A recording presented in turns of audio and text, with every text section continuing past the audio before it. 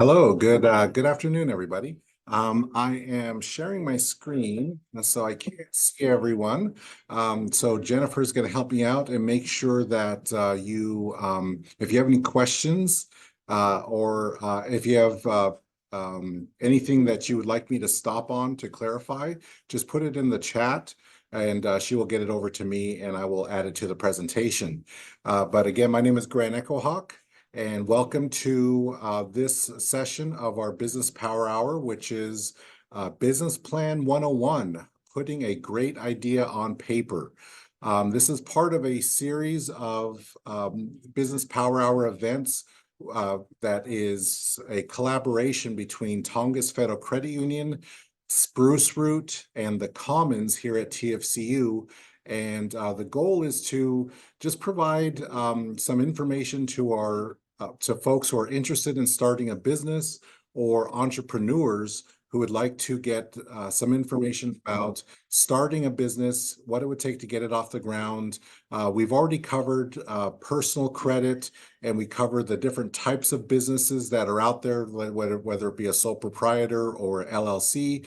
And now we are moving on to how to put together a business plan. At the end of this, because this is an hour session, I want to leave about 15 minutes towards the end for Q&A, which gives just under 45 minutes to go over the content. So this is going to be very high level content that should just give you a basic understanding of what a business plan is, why it's important, and how to put one together. But if you would like more in-depth information, you're welcome to reach out to me. I look at a lot of business plans, and what I did in this presentation is I put together a couple of different styles that I have seen, and also I'll talk through the different styles of business plan. A lot of people kind of put their own personality into them. So there's not one business plan there's not one format that's universal outside of the information that is needed to be an effective business plan. But how you put it together is kind of left up to the person and their own, like I said, their own personality or what they would like to convey with their plan. So we'll go and get started. And so switch. Hold on, we're having technical difficulties. Give me just a moment. There we go. Okay, as I already mentioned, I do work with Tongass Federal Credit Union, which is a not-for-profit financial cooperative serving Southeast Alaska's communities, as it is a mission-driven, certified community development financial institution. You'll notice the CDFI emblem on the slide. I also work with Spruce Root, which is another not-for-profit organization, and as well as a CDFI. And Spruce Root promotes economic development throughout the region. And we're here at the Commons, which is where my office is at. That's the Commons here in Ketchikan, which is the kind of the public square area of the Tongass Federal Credit Union campus. And myself, I'm a business loan specialist with Tongass Federal Credit Union. And as I mentioned, I do work with Spruce Root, focusing on personal wellness, education, small business and entrepreneur support, and small business financing. Most of the work that I do is actually in small business financing, and this is where I look at a lot of business plans. Okay. So what is a business plan? A business plan gives the entrepreneur or entrepreneurs the opportunity to introduce themselves, their business ideas, and their business goals to potential lenders or other interested parties.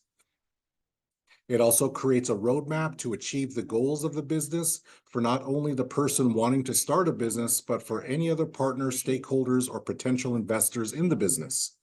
And it serves as an internal and external document to help keep everyone traveling in the same direction. Like I said, I look at a lot of business plans as part of my work in business lending, but I would argue that it's a good idea for everyone who's looking to start a business to develop a business plan, at least for your own personal use. And as we go through this, I hope you'll be able to see why it's so valuable when we look at the key components of a business plan. Because when you have all of these components put together and researched and understood, it can help you as a business owner or as an entrepreneur, help you make sure that you are focused in the right areas and that you are you account for as many variables as possible so you can have a successful and thriving business. So that's what a business plan is. It's kind of it's kind of the stepping stone into your business strategy and is certainly into financing. Okay, so I'm going to start on the first component, and we're gonna go through this presentation as though we are helping somebody put a business plan together. And so the first component of a business plan is the executive summary. And the executive summary allows the reader to learn about the executive or leadership team of the business, operations, employees, locations, and the company mission statement. So I put together, you'll notice a photograph is not uncommon in a business plan, especially if the work that you're doing or the business that you're doing could be the environment or the culture could be emphasized, or you could more thoroughly explain what it is that your business is doing and or what the environment is that you'll be working in. It is actually very common for a business plan to have photographs in it. The photographs often include the leadership of the business, the environment, or the type of work that they're doing. So in this case, the business that we're going to be, I guess the fictional business that we're going to be looking at is Southeast Canine Trek. And this is a kind of just a quick example of a blurb that we might see in a executive summary. An executive summary could be a page, it could be 2 pages, but it's usually a snapshot of who's running the business, what they're trying to accomplish, and their mission statement. So in this case, I highlight that Southeast Canine Trek offers a unique Alaskan exploration experience, owned by a member of the Tsimshian Nation. Hold on, give me just a moment. I'm going to remove this from my screen. Okay. Let's see. Owned by a member of the Tsimshian Nation who was born and raised in southern Southeast Alaska, Shauna Trekker. And by the way, that is my little sister Shauna in the picture. Shauna Trekker gives her guests the opportunity to immerse themselves in the beautiful scenery of Alaska by guiding them to hidden places throughout the region. The walking tours in a standard tour package will include history of the people and the land, a campfire lunch, and endless memories and photo opportunities. To meet the demand of those who would like to connect with nature, experience the splendor of southern Southeast Alaska, and learn about the rich history, Southeast Trek Adventure Tours was formed in 2022 with a singular mission of helping create memories filled with joy. Now, I want to pause there. I mentioned that the executive summary often has a mission statement. And in this sentence, what I did is I wove the mission of the organization into the sentence. So the mission of Southeast Canine Trek, and it looks like I had 2 different names going there for a moment, but moving forward, it'll be Southeast Canine Trek. The mission is to help create memories filled with joy. So that's part of the goal of the company. So Shauna can meet this goal by maintaining a flexible tour itinerary and tour size that can easily support 5 to 25 people. Again, this is just a blurb. We know the region that this business will be operating. We know the main leader of the business. By the name of the business, we know, and the picture, we know that it's basically a canine excursion type business, and we kind of get information about kind of what is the foundation of this business. And so those are some of the things that you'll be looking that myself that reads business plans. These are some of the things that I'll be looking for in the executive summary. It just gives me a snapshot of the business, what their mission is, and kind of what they're looking to create or have already created. And again, if you do have any questions, be sure to put them in the chat. Keep hitting the wrong button. One moment. Okay. Next, the next key component is the company description. And so this is where you go into detail about the problems your business solves. So what is driving you to open this business? What is it that you're trying to account for? What are you trying to solve? What is a gap in the market that you think you'll be able to fill? So this is your opportunity to be specific and list out the consumers, organizations, or businesses your company plans to serve. And again, I just put in a quick blurb. Currently, Southeast Alaska does not have a canine excursion experience. Shauna set forth to solve that problem by specially training her child-friendly dogs and then she's going to, go into explaining why this particular business owner decided to go with this type of excursion package, specifically highlighting a canine companion as part of the excursion to fill in a niche market here in Southern Southeast Alaska. So this is where I can get the description of the business, why they are going in this direction, but this alone isn't the executive summary, and the company description is not alone to really paint the full picture. This is just in these areas, it really gives me kind of what are the goals and drivers of the business owner and what are they looking to accomplish.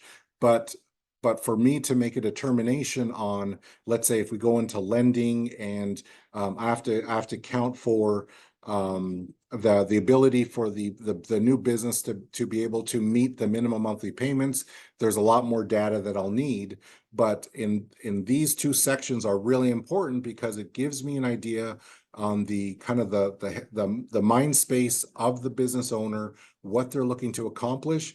And this is important not only just so I understand it, but as well in my role, I do offer business coaching, and I do offer where basically using my experience, using resources with Tongass Federal Credit Union, resources with Spruce Root.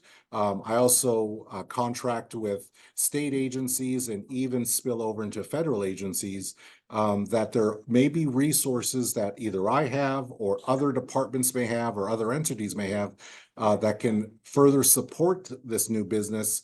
And it makes it easier for me to determine that if I have a good idea of what they're trying to accomplish and what it is that kind of what the end goal is and what their path is going to be. So company description and executive summary are really important for those pieces. All right, so the next key component is what exactly is the product and or the service? So the product or service description. So this provides the details needed to fully understand the products and or services that are the core of your business and the pricing strategy that you will use. So on this case, I want to stress that the core of your business is really critical to hammer in to make sure that there is a clear primary business function. And I'm going to talk about what I put down here in a moment. But for a tour excursion package, it is not unusual for there to be merchandising available, t-shirts, hoodies, hats, other types of things that may support the business, but that isn't necessarily the core of the business. Now, you can mention it in the business plan as far as a way to supplement your income, for example, saying, especially if you are a tourism-based business, we typically want to hear about how are you going to be able to keep the lights on and keep your bills paid during the off season. So these other types of revenue generating activities are really important in that area. So you definitely want to talk about them, but what's really important is that you yourself who's putting together the business plan and myself who's reading it, I completely understand what is your core business strategy. And again, that not only helps ensure that you're maintaining, as the business owner, maintaining a path true to your mission, but also, yeah, as well as I mentioned, if I have resources or knowledge that I can tap into to ensure that your core business is successful as possible, the better I understand it, makes it easier for me to be able to do that. So in this case, for Southeast Canine Trek, the business owner is going to offer 3 tour packages, a 4-hour Pathfinder package that offers $50. It's a $50 per person with a 5-person minimum, and that includes a campfire lunch. And so ultimately, as part of this business owner's strategy is not just to bring them on a tour, but to actually feed them and create a kind of a around the campfire environment to create more memories and to make the experience more unique. And then we have the next is the Explorer package. And you'll notice I did kind of brand the packages because you want to be thinking about your branding and how it looks. So the 8 hours, the Explorer package, there's a price for that. It's more expensive. And you'll notice that the minimum per person goes up to 10 people. And so you want to be thinking about the services that you offer, and because these 8-hour packages are going to take a full day, that limits your ability to do a 4-hour package. So you want to make sure you have enough people to get the revenue and to generate the income that you need for your business to be successful. Because it's a longer package, it offers lunch and dinner, and it includes land and sea activities. So it could be kayaking, it could be jumping in a lake. So it opens up, because it's a longer package, it opens up more opportunities for the business owner to engage with their clients, to make the experience even more memorable. And then the last package is a weekend adventure package. It is more expensive, $199 per person, a 10-person minimum. And this includes a 3-day, 2-night package, which includes breakfast, lunch, and dinner by campfire, land and sea activities, and each day will be a new unique location visited. Okay, so now when I look at this, I can clearly see what is the core business that this business owner is working on. I can clearly see what their strategy is to generate revenue, and how they've thought about their different packages to make them make sense. And then a little blurb is Southeast Canine Trek provides multiple tour packages that immerse the client in a unique and personalized Southeast Alaska experience. Shauna and her specially trained canine tour operators will guide visitors of Southeast Alaska to hidden gems throughout the region to showcase the beauty of the region, wildlife, and historical storytelling, to provide lifelong memories and inspirational stories of their own. Each package will meet the individual group needs of the clients and so this is where, so on the left, I have the raw data, and on the right, I have the narrative. And again, how you put this together on paper is, it can vary depending on your own personal style, but as long as I can clearly see kind of what you're selling or what you're offering, the price points of what you're offering, and then clearly understand the narrative that gives me the insights of why you decided to put things together in this way and in this manner. Now, this is really important, and I have a client that I've been working with all year long, and this is a client that, as I mentioned earlier, sometimes I partner with state and federal entities, and this is what I had to do to get the funding for this particular client, because it was such a large amount that was needed. So I was able to go through those different entities to help with this funding. But the narrative was really important on this one, because once I fully understood what the business was and what they were doing, and why they went with the price points that they went with in conversations with this particular client, ultimately this client had a very unique business model that was was in a common industry, but a very unique business model that required special equipment, that required special licensing, that required special insurance. But despite those extra things, this client was really concerned about keeping their price points in line with other similarly, I guess, similar packages or similar industry standards. And at the end of the day, by discussing it, we kind of landed on, this client's going to have more expense, and they're oh, come on in, make yourselves at home. Yeah. Give us just a moment. We have some new visitors. I'll let them get settled in.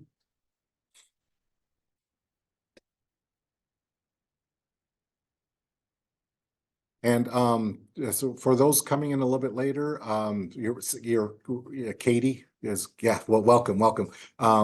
There's a couple of slides that we already went over. I don't mind at all kind of going back over and kind of showing what we covered. Okay, so going back to the other client, this narrative was really important because it was determined that this particular client and their business model and their business strategy was more expensive than and more unique than the others in their market.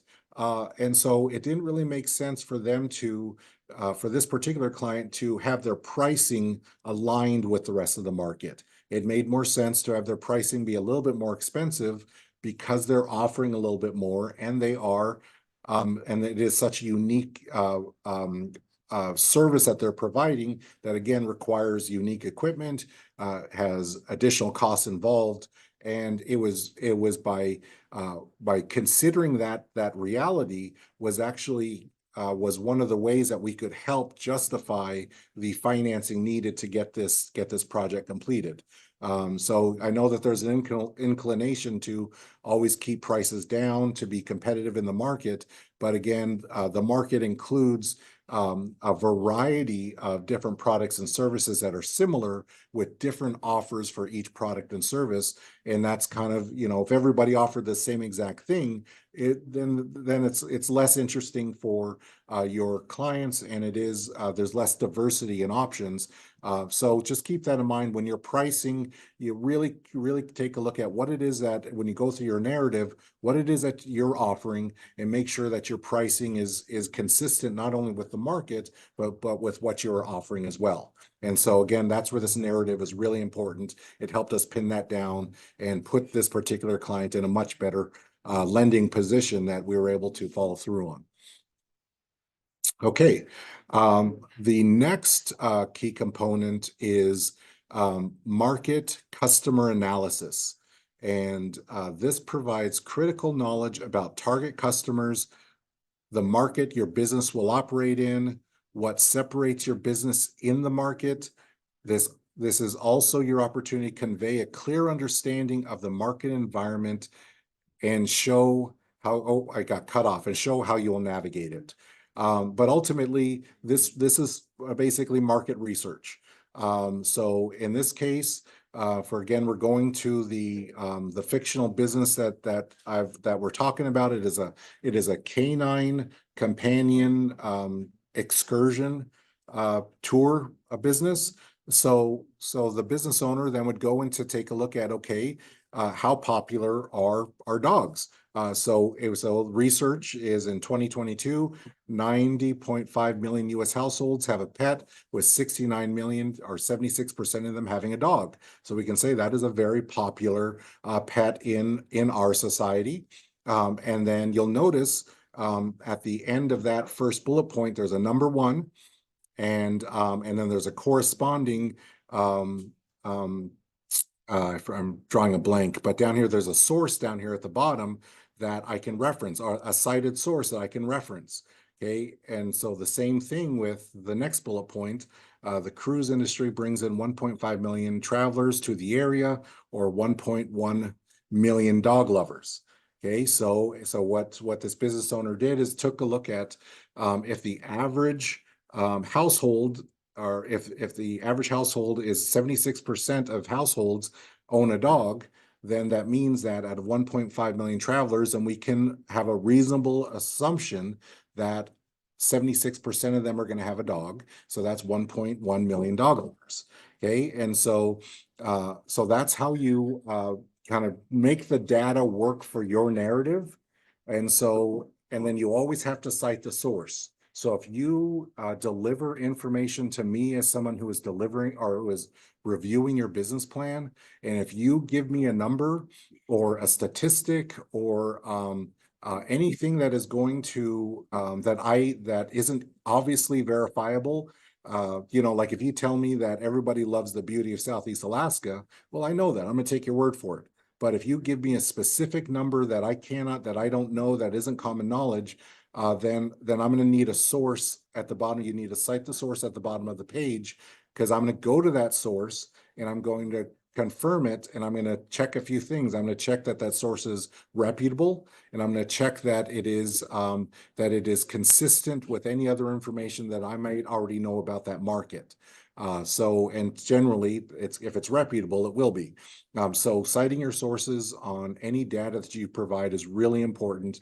I occasionally run into a business plan that where I've had to go look up their information, and all that does is I'll still go do it. I'll still go verify it, but it really bogs down the process, because especially if it's an industry that I'm not terribly knowledgeable about, then I have to go try to find that information. And that just, you know, if you're looking for lending, and you don't have that, and if you don't have it readily available for some reason, you just saw, you know, you're just like, oh, here's some good information I came across, but I forgot where I saw it. It just slows everything down. So it just makes it easier for me to verify it, and then also as the client or member looking for lending, just helps speed things along for you, because in general, if you're looking for lending, you're wanting to get it as soon as possible so you can get your business either started or expanded. And then underneath the customer analysis, you'll see a competitive analysis. And so this is where you will want to take a look at what is happening in your market. And so in this case, there is no other tour operator that is, who I put dog owned, but basically is as a dog, as part of a canine companion tour operator.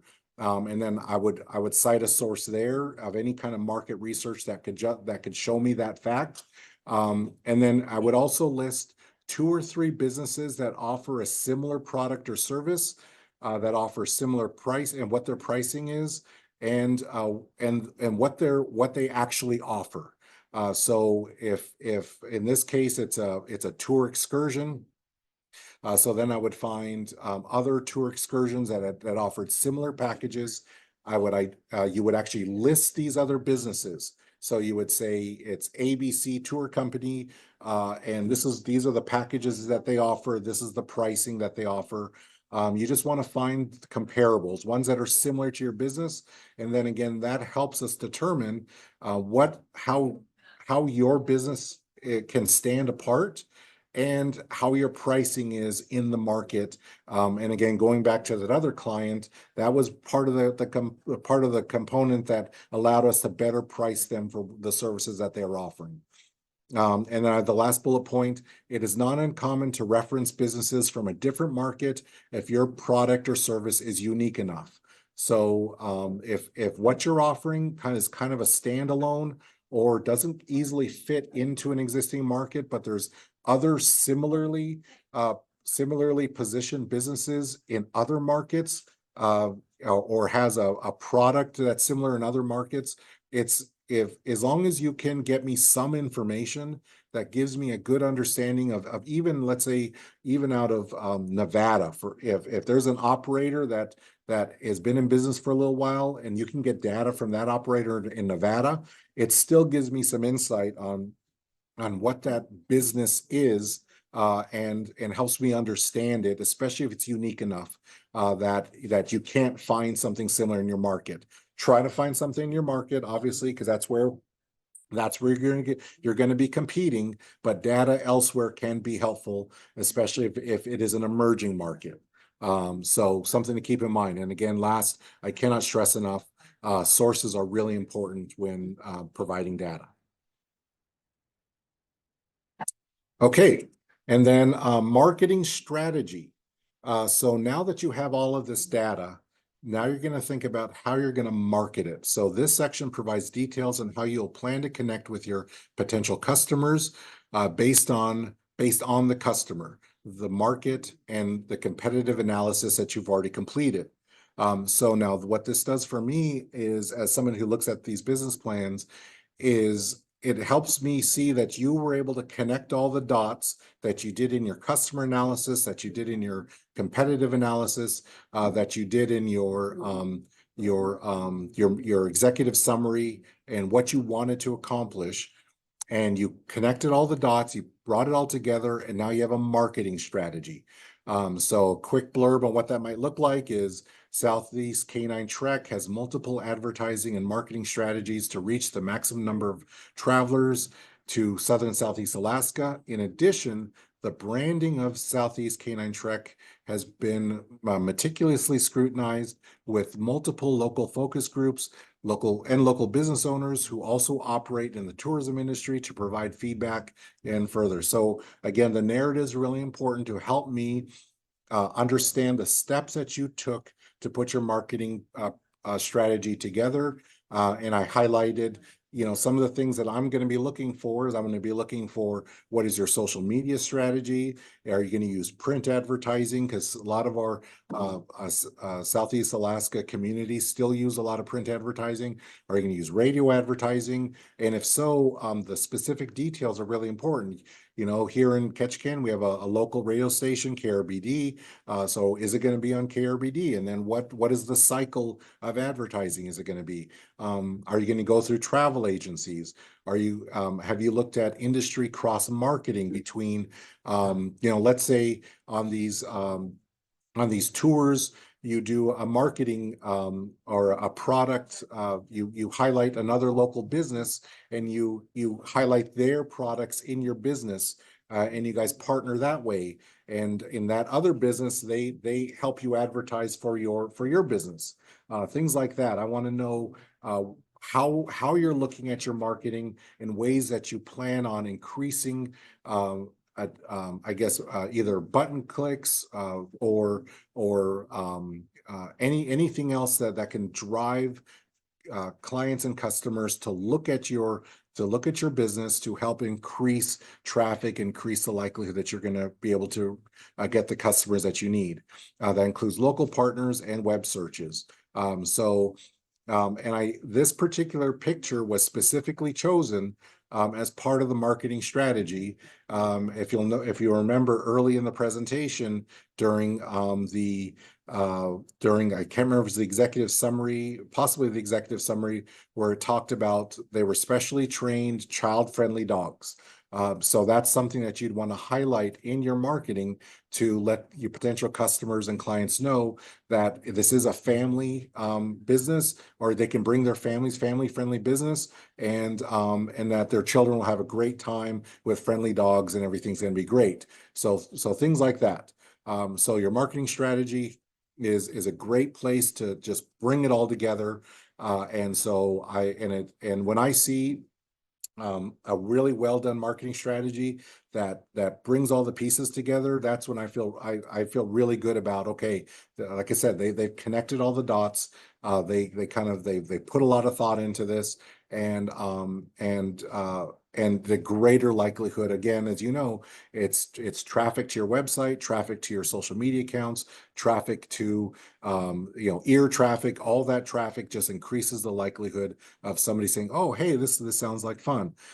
Just a quick blurb on that is I'm working with another client who is a new business, and the amount that this client requested that we were able to get funding for didn't necessarily require a business plan, but that was several months ago. Now we're coming back and we're looking at as additional support, trying to help this client increase door swings to their business. And because there wasn't a business plan required, we didn't really talk about marketing. We just basically looked at financials. And this is just real quick. There's a special financing option specifically through Spruce Root. If you're asking for $50,000 or less, on a business loan and your credit score is 675 or higher, you can get a truncated application, which allows you to get funding a little bit faster. So that's just one of the products that's offered in this partnership. So I just wanted to highlight that. So that's what the client took advantage of. So as I'm going back offering additional support, that particular loan did not require a business plan because it was, again, a smaller amount and they met the other requirements. But in speaking with her, and this was actually just last week, we identified that there's some potential marketing opportunities that she hasn't taken advantage of yet that could help her improve her door swings and get more traffic to her business. And especially in a new business, it's so critical that you really focus on getting transactions, getting door swings, getting clicks on various websites and social media platforms, because you want to build that word of mouth advertising. Word of mouth advertising is still the most effective advertising out there. So the more people you come through your doors, the easier it is for those people, if they're like, oh, this is great, to spread that advertising for you, then that's less work that you have to do on the back end. So that's what we discussed. And if we had put together a marketing strategy prior, she may have gotten it close, gotten it going a little bit sooner. But again, this is why at the beginning of this presentation, I mentioned that even if it's not tied to funding or business lending, I would recommend put together a business strategy. I'm sorry, a business plan, so you can think about all of these things, have a plan forward. So some quick marketing tweaks, you plan for those and you get them started as soon as possible. That way you're coming out of the gate strong. So that's marketing strategy, and that's where you pull everything together. All right, and then the last component, and this is where specific to lending, if when it comes to lending, I'm gonna need your financials, your projections, and the ask. And a lot of times people use Excel spreadsheets and kind of embed them in the business plan. I used a different format, one that another client used, and this is what I'm presenting, that was a little bit, I thought, a little bit more straightforward, and it gave me a clear understanding real quickly about what they need the money for and how they plan to generate the revenue. Again, this is a very rudimentary example of it, but it hopefully gives you just kind of a basic idea. But this is where you outline your understanding of the financial aspects of the business, how your established pricing model and projections will ensure your revenue exceeds expenses. So that's a really critical piece. You're going to have expenses for your business. You need to make sure you have enough revenue to not only cover your expenses, but is extra, so you can pay yourself and expand your business and grow. This is also where you outline where the funds will go if you are approved for the loan. So in this particular funding request, this client is seeking a $10,000 business loan.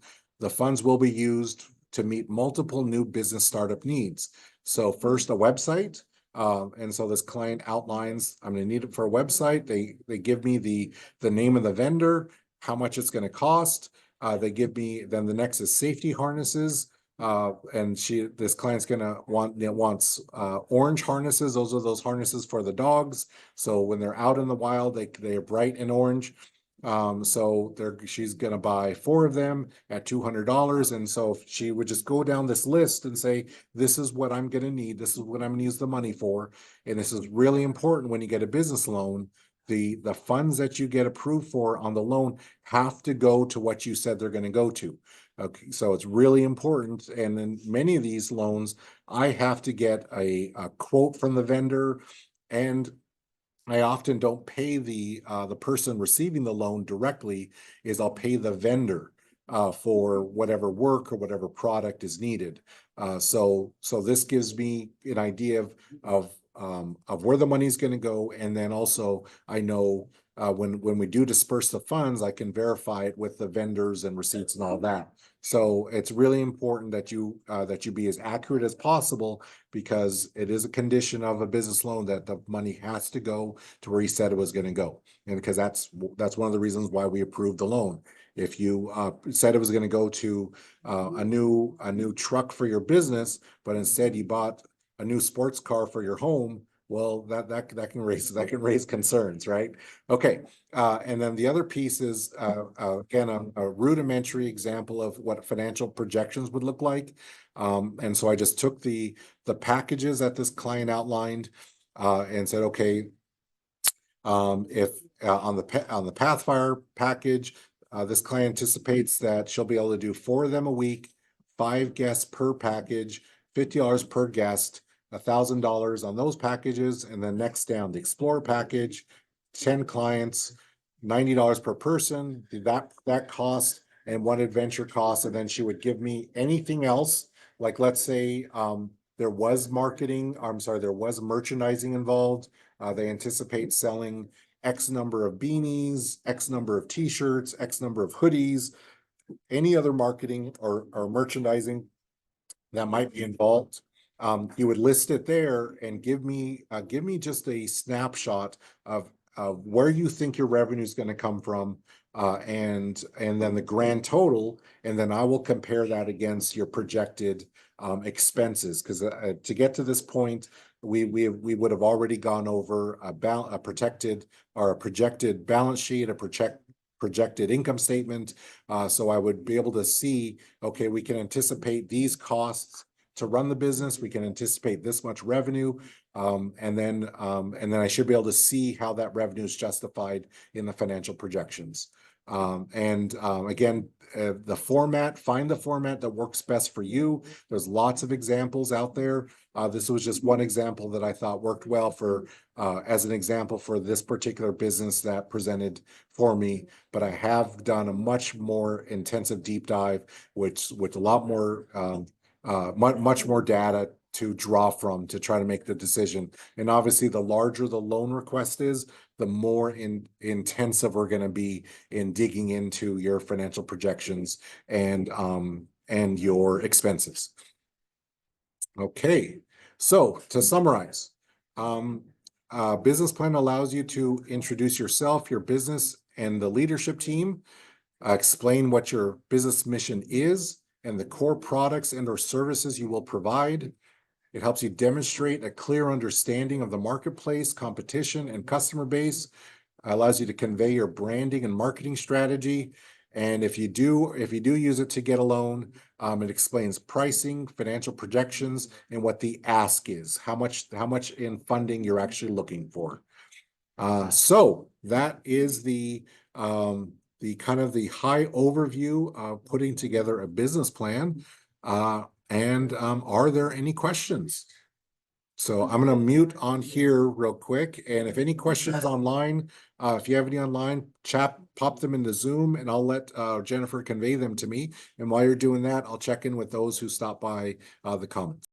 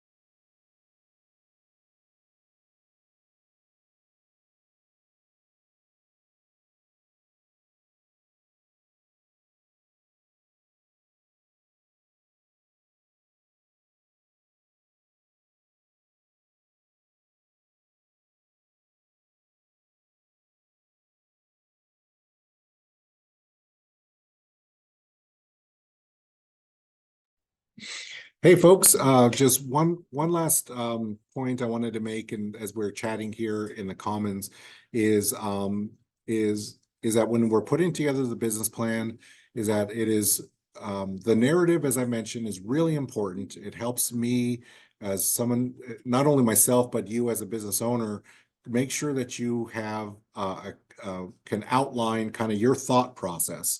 But it is so important that the data, the information, the raw numbers, the sourced material is so important that that is there. There are examples that I've run into to where somebody had a fantastic narrative, and it was filled with lots of ambitions, lots of hopes, very what I would call maybe very flowery, but it did not quite have the data to support it. And it wasn't that the data wasn't there, it's just that the data was not presented in the business plan. And it is so important that the raw data, the raw information is there. And again, that it works with the narrative. So you have to make sure that you have both thoroughly hammered in, because especially when you're trying to look at lending, because the ambitions and the hopes are important. It gives us an idea of where you're at, but if we don't have the data to support it, it makes it much more difficult for us to be able to support the loan that you're requesting. So I wanted to make sure I underlined that point.